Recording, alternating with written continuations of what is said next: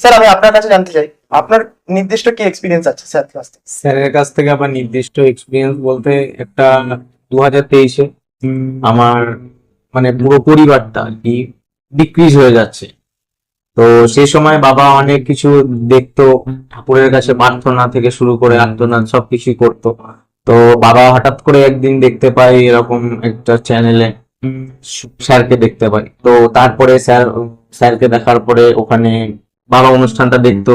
নিয়মিত দেখতে দেখতে মোটামুটি 2 মাস 3 মাস দেখার পরে স্যার একদিনকে আমার সাথে আলোচনা করলো। এবার বেসিক্যালি যেটা হচ্ছে আমার পরিবারের এরকম ক্রাইসিসের দিকটা আমার একটু দাদার কারণেই এসছে। তো সেখান থেকে বাবা আমার সাথে কথোপকথন আলোচনা করলো। আলোচনা করার পরে তারপরে 2023-এ নভেম্বরে বাবা স্যারের কাছে গেলেন। আমি মা আর বাবা গেছিলাম, কিন্তু আমার দাদা তখনও স্ট্রিক্টলি বসেছিল